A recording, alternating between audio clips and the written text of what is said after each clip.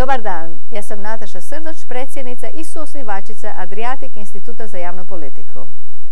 U indeksu ekonomske slobode za 2016. godinu Crna Gora je poboljšala svoju ocjenu za 0,2 boda u odnosu na prošlu godinu. Poboljšanja u slobodi ulaganja, državne potrošnji i monetarnoj slobodi prevagnula su u odnosu na pogoršanja u radnoj slobodi, slobodi od korupcije, fiskalnoj slobodi i poslovnoj slobodi. Zemlje koje imaju viši nivo ekonomske slobode ostvaruju veće ekonomske i društvene koristi. Viši nivo ekonomske slobode vodi ka bržem ekonomskom rastu, većem dohotku po stanovniku, nižoj stopi siromaštva i višem nivou ljudskog razvoja, mjereno s dužim životnim vijekom, višim nivom pismenosti, boljim obrazovanjem i općom kvalitetom života, uključujući bolju zaštitu okoliša. Viši nivo ekonomske slobode vodi ka većoj demokratizaciji. Ekonomska sloboda omogućuje ljudima da preuzmu veću kontrolu nad svojim životima i dođu do potrebnih ekonomskih sredstava s kojima mogu izazvati ukorijenjene interesne grupe i boriti se za političku moć. Crna Gora je na 65. mjestu od ukupno 178 ocijenjenih zemalja svijeta i na 31. mjestu od ukupno 44 ocijenjene zemlje u Europi. Crna Gora ima treću najvišu ocjenu fiskalne slobode u Europi, odmah iza Kosova i Makedonije. Crna Gora ima visoke ocjene slobodne ekonomije u području fiskalne slobode, trgovinske slobode i monetarne slobode. Poslovna sloboda, radna sloboda i sloboda ulaganja ocijenjene su pretežno slobodnim.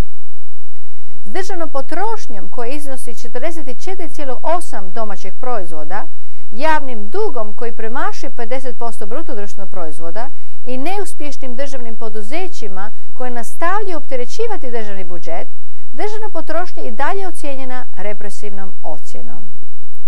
U financijskoj slobodi Crna Gora je ocijenjena pretežno neslobodnom, na samom rubu represivne ocjene. Indeks ekonomske slobode za 2016. godinu upozorava na slabu zaštitu vlasničkih prava, široko rasprostranjenu korupciju, značajan utjecaj organiziranog kriminala na javni i privatni sektor, pranje novca i politizaciju pravosuđa u Crnoj Gori.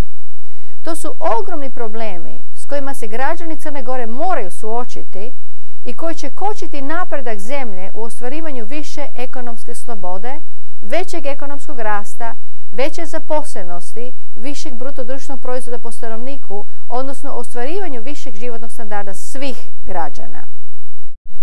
Svih 10 kategorija ekonomske slobode je u domeni državne politike i zakonodavnim okvirom i javnom politikom mogu se postaviti temelji za povećanje ekonomske slobode građana.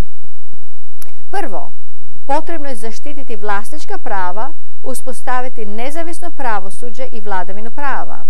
Drugo, iskorijeniti korupciju. Treće, smanjiti porezni teret građanima.